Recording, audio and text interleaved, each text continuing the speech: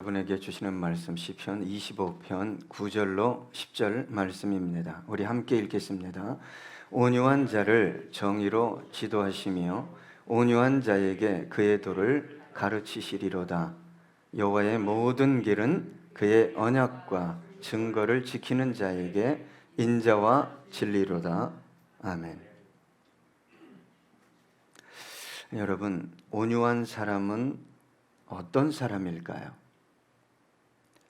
쉽게 화를 내지 않는 사람, 지나치게 주장하지 않는 사람, 교만하지 않고 자랑하지 않는 사람, 심각한 일도 아닌데 다투지 않는 사람, 또 이해하고 배려하고 경청하고 섬기는 사람일 것입니다. 일반적으로 온유하면 이런 것들이 떠오릅니다. 사전적인 의미도 사람의 표정이나 성질이 온화하고 부드러움이라고 기록되어 있습니다. 온유한 사람 주위에는 사람이 모입니다. 편하기 때문에, 힘들지 않기 때문에. 그러나 온유하지 못하고 거만하고 조급한 사람 주위에서는 사람이 떠납니다. 왜요? 같이 있으면 있을수록 힘들고 고통스럽고 상처를 받기 때문입니다. 성경이 말하는 온유도 이와 같은 의미가 있습니다. 그러나 성경이 말하는 온유는 이러한 것들 이상의 의미가 있습니다. 성경이 말하는 온유는 먼저는 하나님 손에 길들여진 마음입니다. 온유라는 것은, 성경적인 온유라는 것은 자신이 원하는 것을 하는 것이 아니라 하나님이 원하는 것을 하는 것이기 때문입니다. 그래서 하나님을 바르게 깊이 만난 사람은 온유해집니다. 하나님을 닮아가기 때문입니다. 온유는 자아를 죽이고 자신의 삶을 전능하신 하나님의 손에 전폭적으로 의탁하는 것입니다. 그래서 온유한 사람은 하나님의 인도하심대로 살아가는, 자신의 의지대로 살아가는 것이 아니라 하나님의 뜻대로 살아가는 사람입니다. 모세가 온유했습니다. 성경에 이렇게 기록하고 있습니다. 민수기 12장 3절, 이 사람 모세는 온유함이 지면의 모든 사람보다 더하더라. 저도 그렇게 살고 싶습니다. 여러분도 그렇게 되기를 원하십니까? 아멘. 네, 가능성이 있습니다. 왜 그럴까요? 모세는 원래 온유한 사람이 아니었습니다.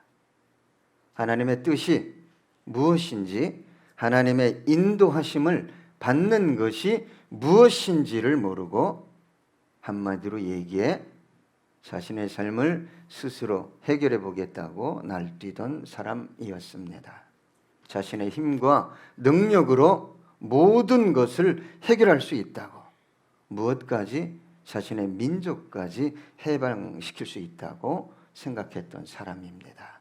결국 그렇게 하지 못하고 해방시키지 못하고 살인자가 되어서 왕궁에서 살던 자가 한순간에 노숙자가 되고 왕자라고 불리던 자가 한순간에 도망자가 되고 말았습니다. 하나님은 모세를 미디안 광야로 이끌어갔습니다. 거기서 40년을 살았습니다. 80세가 되었어야 하나님께서 떨기나무 가운데 임재하셔서 그를 만나 주셨습니다. 온유는 한순간에 만들어지는 성품이 아닙니다. 미디안 광야 40년의 고단한 고통스러운 삶이 빚어낸 마음입니다. 하나님은 온유해진 모세를 바로에게 보내 200만이 넘는 이스라엘 백성을 해방시키셨습니다. 저와 여러분은 모두 하나님의 자녀입니다. 언제 하나님이 진짜 그 사람을 들어 쓰시냐? 온유할 때입니다. 온유하면 하나님께서 사용하실 뿐만 아니라 하나님께서 자신의 능력과 지혜와 권세와 영광을 위임하십니다. 마치 정권 대사를 파송하시듯 하나님께 모든 것을 위임받은 모세의 손에는 군대가 있었던 것이 아닙니다. 전략이 있었던 것이 아닙니다. 배경이 있었던 것도 아닙니다. 마른 지팡이 하나뿐이었습니다.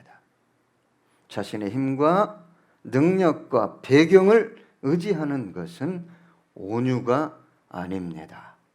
이번 일만 잘 되면, 내 손에 이것만 쥐어지면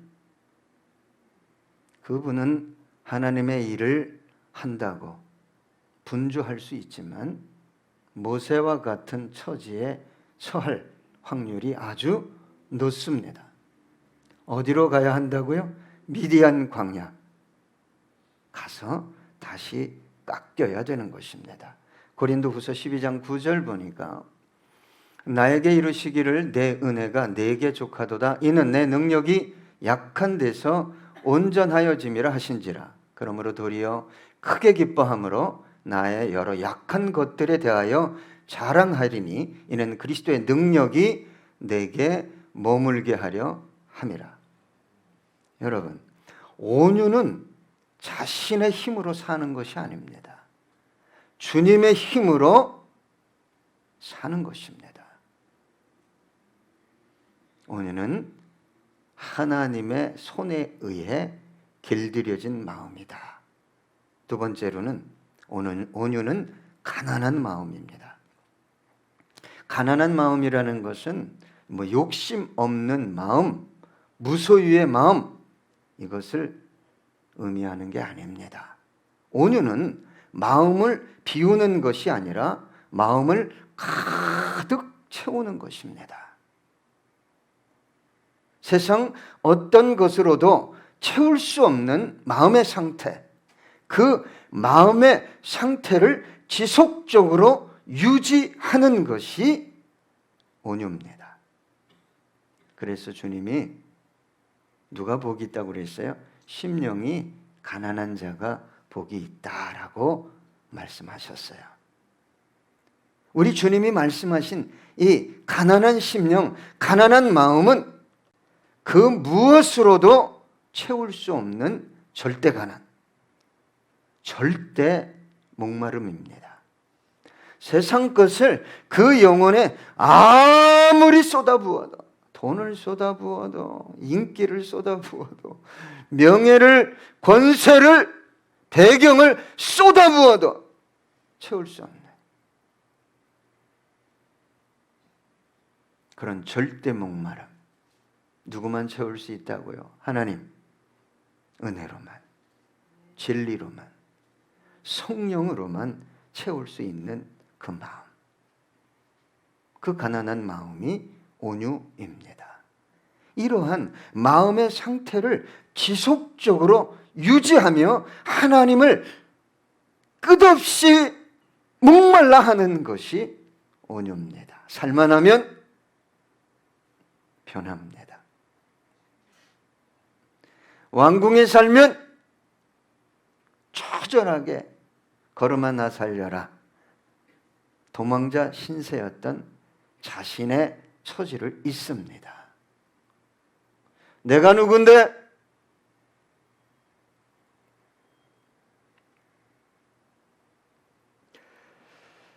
그래서 주님께서 당신을 소개할 때 나는 마음이 온유하고 겸손하니. 제가요, 엎혀서 교회 다녔어요. 엎혀서. 저 언덕에 교회가 있었어요. 하나님이 불쌍히 여기셔서 초등학교 6학년 때 성령을 불같이 받았어. 저녁에 아무도 없는 교회가 가고 싶은 거예요. 교회가. 왜요? 혼자 기도하려고. 그때는 불 켜면 혼났어요. 예, 전기세가 비쌌어요. 기도하면 얼마나 좋은지 찬양하면 너무너무 뜨거운 거야. 매 순간 하나님이 말씀하시고, 오늘 잘 때는 꿈으로 하나님이 뭐라고 하실까? 말로 닿을 수 없는 환상이 보이고, 그러다가 태인이 어디 있나? 우리 하랑이 어디 있나?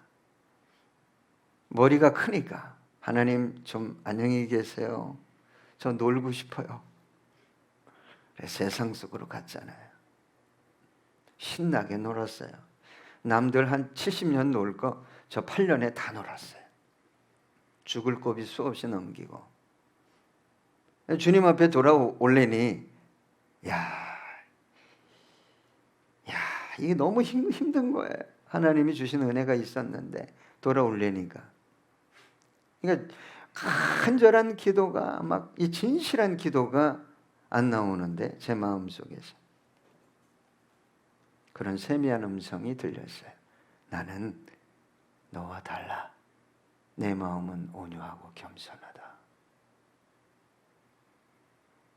할렐루야.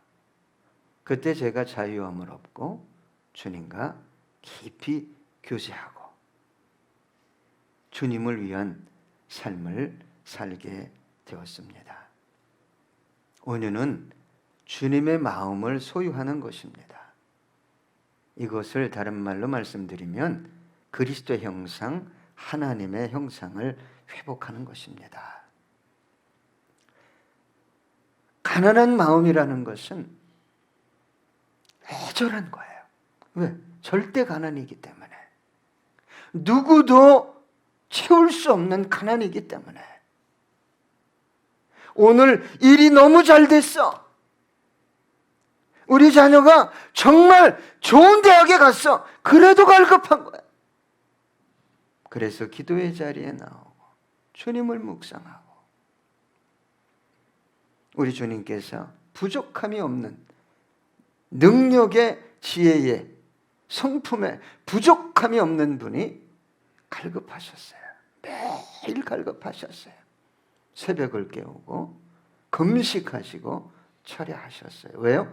하나님의 것으로, 아버지 하나님의 것으로 가득 채우시기 위해서.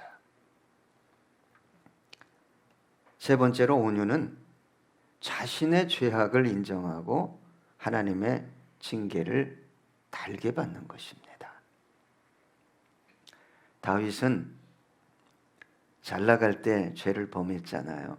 이 보면요, 고난 중에 있을 때 죄를 잘 안 범합니다.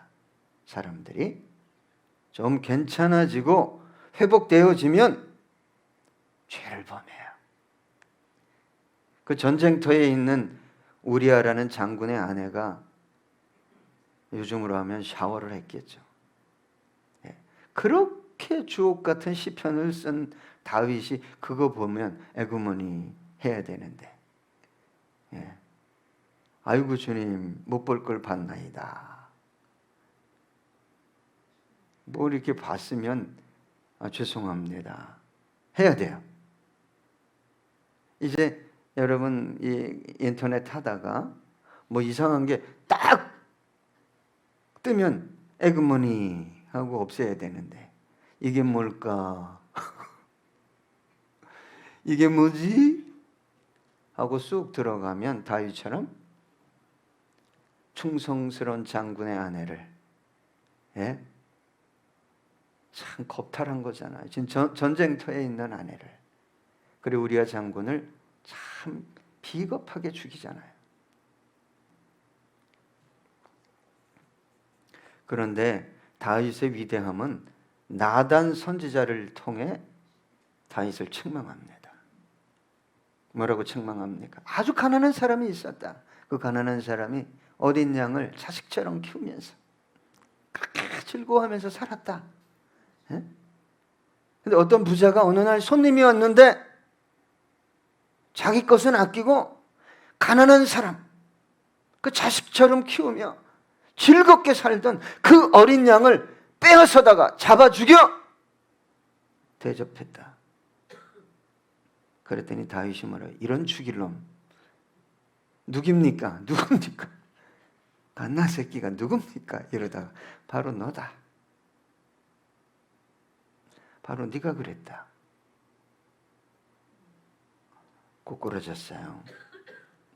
온유라는 것은 자신의 신분, 힘, 권세, 배경을 내세우지 않고 말씀 앞에 꼬꾸라지는 것입니다. 저는 가슴 아픈 게 뭐냐면 이분은 돈이 좀 들어오면 목이 뻣뻣해지겠구나. 이분은 좀 세상에서 좀 괜찮은 자리 올라가면 머리로 섬기겠구나. 여러분, 그게 느껴지면 안 되잖아요. 사무엘하 12장 13절로 14절 보니까 다윗이 나단에게 이르되 내가 여호와께 죄를 범하였노라 하매 나단이 다윗에게 말하되 여호와께서도 당신의 죄를 사하셨나니 당신이 죽지 아니하려니와 이 일로 말미암아 여호와의 원수가 크게 비방할 거리를 얻게 하였으니 당신의 낳은 아이가 반드시 죽으리이다 하고. 여러분, 책망을 받아들이고 겸손하게 돌이켜도 여러분 참 무서운 건 뭐냐면 그 죄의 열매를 자기가 따먹는 거예요. 저는 그래서 될 수 있으면 여러분이 고범죄를 짓지 않으면 좋겠다라고 말씀드렸어요. 고범죄가 뭐냐면 죄인 줄 알아. 내가 이 사람을 만나는 게 죄인 줄 알아. 내가 이곳에 가는 게 죄인 줄 알아. 내가 이 일을 하는 게 죄인 줄 알아. 그럼에도 한 번만, 두 번만, 세 번만 그리고 와서 용서해달라고. 죄 용서는 해줘요, 하나님이. 뭐가 문제죠? 열매를 따먹는 거예요. 칼이 네 가정을 떠나지 않을 것이다. 얼마나 무섭습니까? 암논이 장남이었는데 베달은 동생 압살롬의 누이를 짝사랑했어요. 강간해 버립니다. 그 다음에 압살롬이 둘째인데 이를 부득부득 갈다가 양털 깎는 날에 형제를 초대해서 종들에게 지시해서 암놈을 장자를 살해합니다. 그리고 도주해요. 나중에는 요압 장군에 의해서 압살롬이 돌아오지만 돌아와서 뭘 계획하죠? 아버지 죽일 계획, 세력을 확장하다가 반란을 일으킵니다. 그래서 다윗이 도망가요. 그래서 다시 전쟁이 일어날 때 다윗이 자신의 죄의 열매인 줄 알고 뭐라고 고백하냐? 너희가 전쟁을 치르면서 압살롬을 선대해라. 압살롬을 선대해줘라. 압살롬이 잔인하게 죽습니다. 자기가 자랑하던 머리카락이 나무가지에 걸려가지고 대롱대롱 매달려서 전쟁에 승리했는데 다윗이 울어요. 내 아들 압살롬아, 내 아들 압살롬아. 여러분, 저와 여러분의 죄는 용서받습니다. 앞으로도 계속 용서받습니다. 문제는 뭐라고요? 자기 삶에 오는 열매가 그 죄 때문인지를 몰라요. 그게 가슴 아픈 거예요. 그래서 여러분, 고범죄는 짓지 마십시오. 하나님이 성령님을 통해 너 그거 죄야. 너 그거 하면 안 돼. 너 그 사람 만나면 안 돼. 너 그거 선택하면 안 돼. 그거 하지 마세요. 그래서 다윗이 시편 51편 1절로 3절 보니까 이렇게 고백했잖아요. 하나님이여 주의 인자를 따라 내게 은혜를 베푸시며 주의 많은 긍휼을 따라 내 죄악을 지워주소서. 나의 죄악을 맑게 쓰시며 나의 죄를 깨끗이 제하소서. 무릇 나는 내 죄가를 아오니 내 죄가 항상 내 앞에 있나이다. 여러분, 하나님의 말씀을 받아서 전하면 좋아할까요? 구약 성경의 선지자들이 하나님의 말씀을 받아서 전하면 좋아하지 않았습니다. 예, 대적하고 핍박하고 심지어는 뭐 했어요? 죽였어요. 어떻게 했어요? 예? 구덩이에 빠뜨려서 굶겨 죽이고 돌로 쳐 죽이고 감옥에 갇히는 건 예사고 톱으로 켜서 죽이고. 대부분 누가 그랬어요? 힘 있는 사람, 왕 주위에서 아첨하던 거짓 선지자들의 손에 의해 그 고난을 당했어요. 주님께서도 유대 종교 지도자들의 죄를 지적했어요. 회칠한 무덤 같으니 화 있을진저 외식하는 자들아, 너희들이 하나님의 자녀인 줄 아느냐? 너희는 사탄의 종이다. 사탄의 자식이다. 나 같으면 못했을 텐데. 주님께서 그렇게 외치시니까 이들 또한 여지없이 주님을 대적하고 저주하고 죽이려 했어요. 결과적으로 어디서 죽였어요? 골고다 십자가에서 못 박아 죽였습니다. 구약의 마지막 선지자가 세례 요한입니다. 헤롯 왕의 잘못을 지적한 거예요. 왜 동생의 아내를 또 취했냐? 여러분, 선지자는요, 전하지 않으면 견딜 수 없는 영적 고통이 이 안에서 불같이 타오르는 거예요. 그래서 전하는 거예요. 그런데 여기서의 헤롯은 헤롯 대왕의 아들 헤롯 안디바였어요. BC 4년부터 AD 39년까지 갈릴리와 베레아 지역의 분봉 왕이었습니다. 근데 이 사람은, 이 헤롯은 아라비아 왕 아레타의 딸과 이미 결혼했어요. 그런데 어느 날 이복 동생 빌립의 집에 왔는데 그 아내가 너무 이뻐 보인 거예요. 아이고 이쁘네. 사람 이쁘면 이쁘네. 그리고 말아야 되는데 그 아내의 동생인 헤로디아를 또 취한 거예요. 그러니까 세례 요한이 목숨을 걸고 당신 잘못했어. 왜 동생의 아내를 취했어? 해서 이 안디바가, 헤롯 안디바가 죽일 수는 없고 많은 사람이 추정하니까 감옥에 가둬놨어요. 근데 헤롯 생일날, 왕의 생일날 헤로디아의 딸이 춤을 췄어요. 여러분 춤출 때 조심하세요. 춤을 추니까 홀랑 이게 맛이 가가지고 헤롯이 기분이 좋잖아요. 야, 네가 원하면 나라 절반이라도 줄게. 뭐든지 말해봐. 그러니까 딸이 엄마한테 가서, 헤로디아한테 가서 뭐든지 아빠가 구하래. 왕인 아빠가 그랬더니 가서 세례 요한의 머리를 달라고 해라. 어둠의 영은 무섭습니다. 죄를 지적하면 자기 죄를 깨닫고 꼬꾸라지는 게 아니라 특히 어떤 사람들이 그러냐? 내 신앙 괜찮아. 나는 참 바르게 살았어. 이런 사람들이 결국 누굴 죽이는 거예요? 예수님을 죽이고 선지자를 죽이고.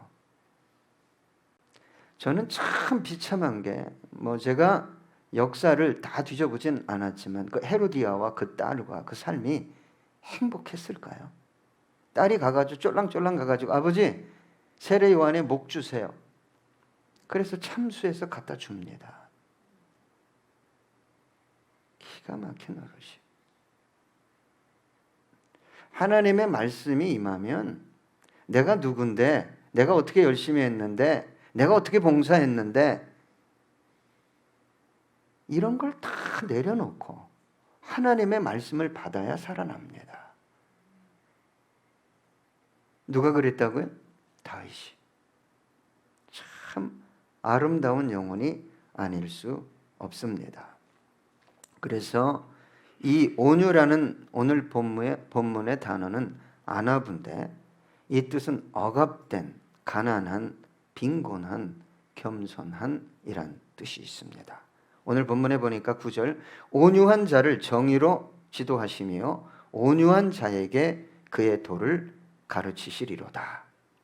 온유한 자에게 하나님이 어떻게 한다고요? 그를 지도한다는 거예요. 온유한 자의 삶을 바르게 걸을 수 있도록 가르쳐 준다는 거예요.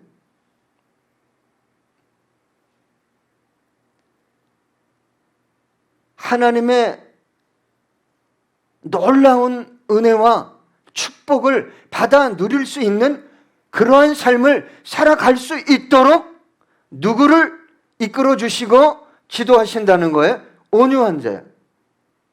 참 말씀이 맞는 것은 온유하지 않으면요, 말씀을 줘도 튕겨 내칠 뿐만 아니라 분노합니다. 분노를 해요.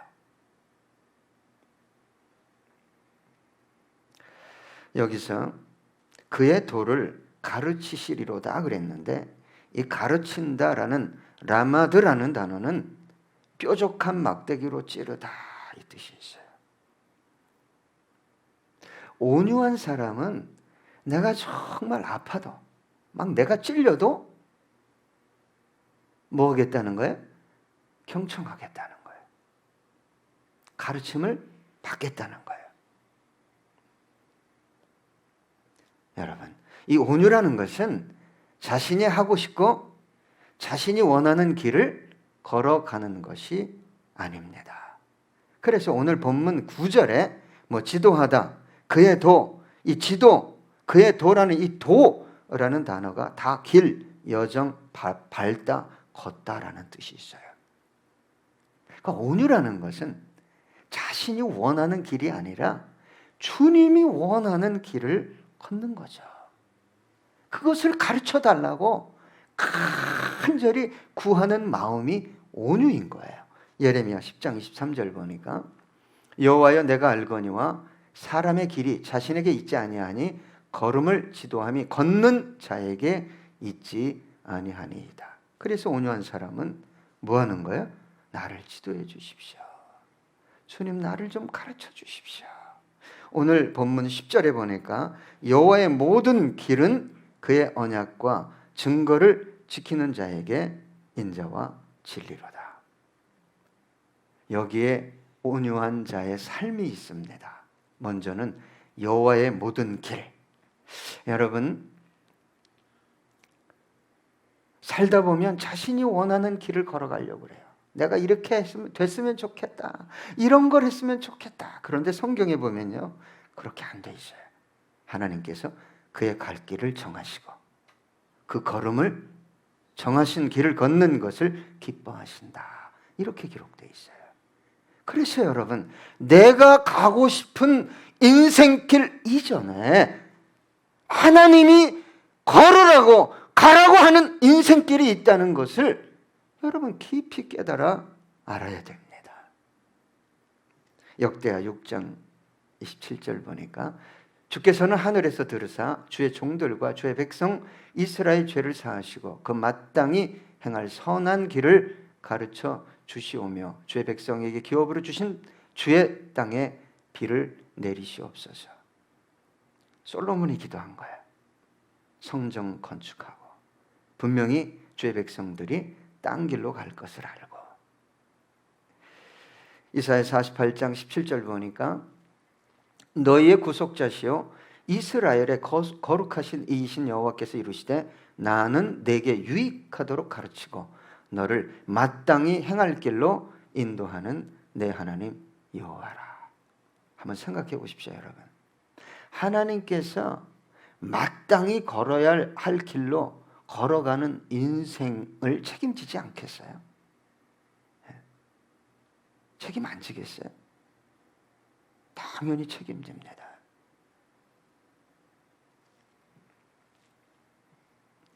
그래서 온유란 건 뭐냐?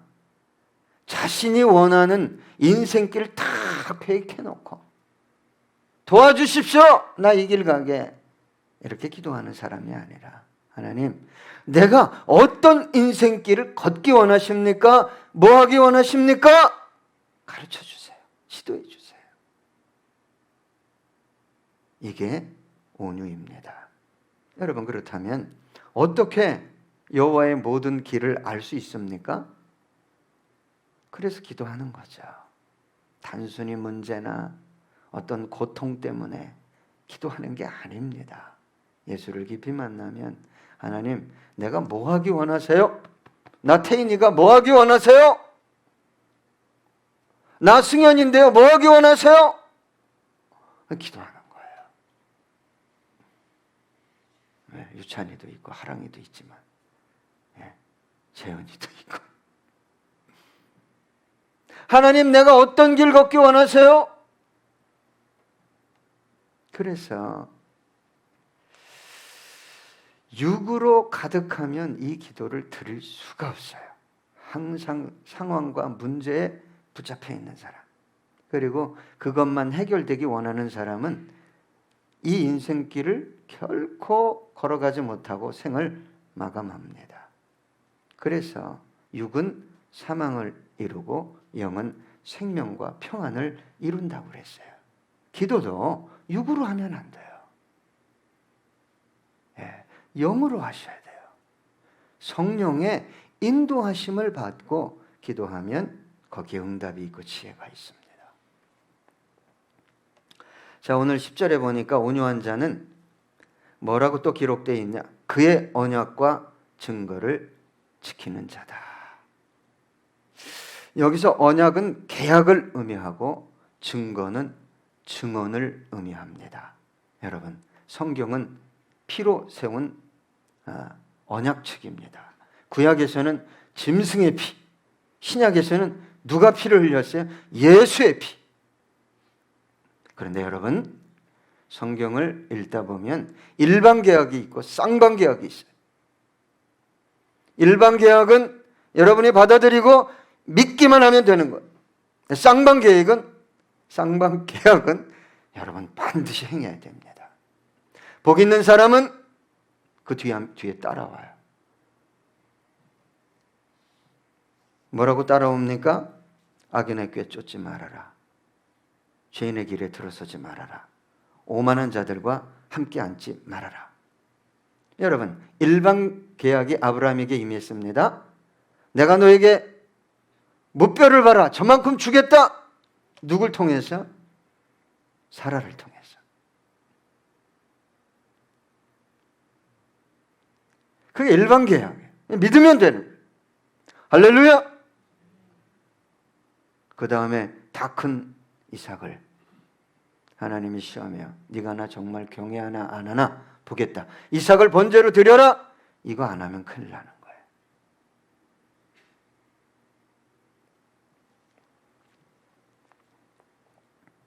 하나님은 말씀하십니다.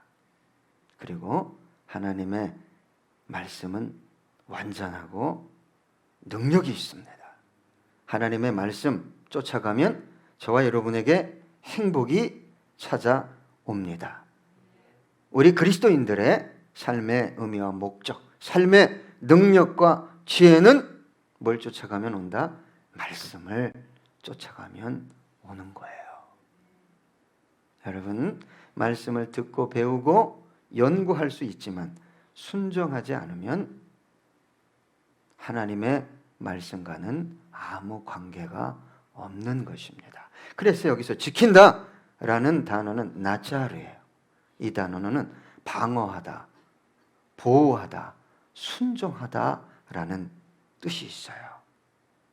참 이 시대가 우리 다음 세대들, 우리 자녀들이 성장하고 있는데 그들에게는 절대 가치가 없습니다. 절대 신앙도 없고, 그래서 그 사고 의식을 가지고 성경을 대합니다. 신앙을 대해요. 그러니까 성경의 가치, 신앙도 다 뭐죠? 상대적이라는 거예요. 상황적이다. 그래서 이 시대는 성경을 믿는, 정말 절대적으로 믿는, 믿음을 정말 절대적으로 의지하는 신앙인이 줄어들고 있어요. 사라지고 있습니다. 그리고 절대 성경의 가치, 신앙, 진리를 고수하는 사람들을 보면 어린 아이같이 하나님이 이렇게 하라고 그랬어, 이렇게 해야 돼, 이런 어린아이같이 순종하려고 하는 신앙인들을 보면 지혜가 없다고, 좀 무식하다고, 너무 금욕적이라고, 이렇게 이런 신앙은 광신적이야, 이렇게 치부해 버립니다. 그러나 온유한 사람은 그 가치를 방어하고 견지하고 순종하는 사람입니다. 그렇다면 온유한 자들에게 임하는 축복이 뭘까요? 9절에서는 내가 너 지도해 줄게, 내가 너 가르쳐 줄게. 10절에는 뭐예요? 인자와 진리가 영원히 떠나지 않는다는 거예요. 할렐루야. 우리가 실수해도, 허물을 져도, 혹은 죄를 짓는다 할지라도 하나님은 저와 여러분을 끝까지 불변의 사랑으로 이끌어 가시겠다는 거예요. 또 한 가지는 뭐예요? 진리라는 건 뭐예요? 내가 너를 통해 성경의 약속의 말씀을 이루어 가겠다, 이 뜻이에요. 네가 믿고 구하면 내가 확실하게 응답하겠다. 시편 31편 24절, 여호와를 바라는 너희들아 강하고 담대하라. 혹시 내가 이 온유한 사람이 되고 싶어요. 여러분, 강하고 담대하십시오. 그 영혼과 함께 하셔요. 끝으로 이사야 43장 1절을 보겠습니다. 하나님이여 나를 판단하시되 경건하지 아니한 나라에 대하여 내 송사를 변호하시며 간사하고, 저건 약간 잘못된 것 같아요. 불의한 자에게서 나를 건지소서. 이 본문이 아니고요. 잘못된 이사야 43장 1절을 제가 읽어드리겠습니다. 야곱아, 너를 창조하신 여호와께서 지금 말씀하시느니라. 이스라엘아, 너를 지으신 이가 말씀하시느니라. 너는 두려워하지 말라. 내가 너를 구속하였고 내가 너를 지명하여 불렀나니 너는 내 것이라. 여러분, 오늘 이 찬양을 제가 또 한번 준비해 봤어요. 이런 마음을 소유하기를 기도하며 또 함께 찬양했으면 좋겠습니다.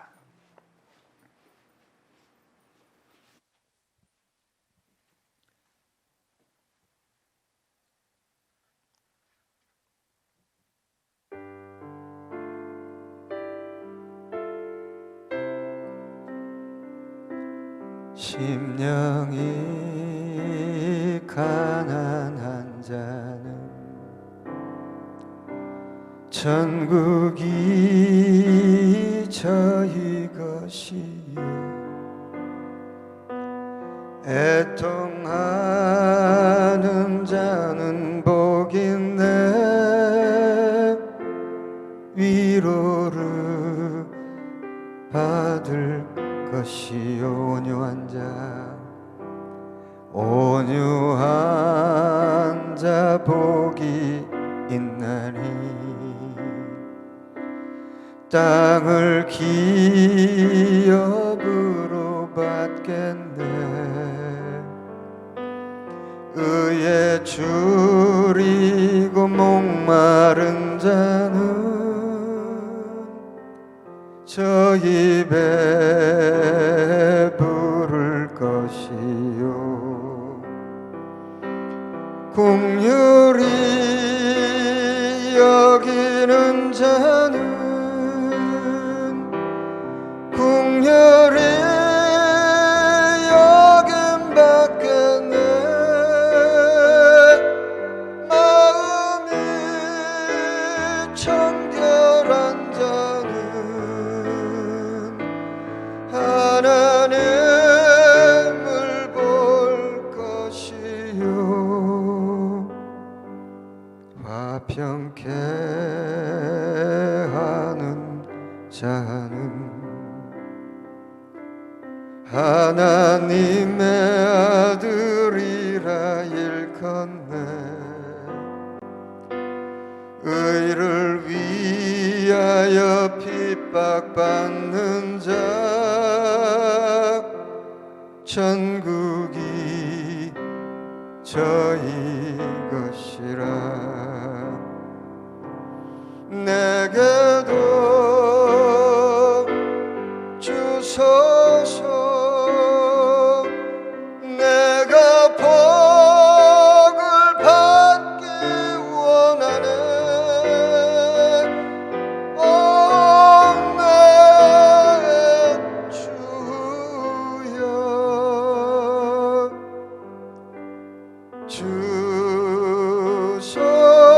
주소서 다 함께 찬양합니다. 국률이 여기는 자는 궁렬히 여김밖에 내 마음에 청결한 자는 하나님을 볼 것이요 화평케 하는 자는 하나님의 아들이라 일컫네 의를 위하여 핍박받는 자 천국이 저희 것이라 내게도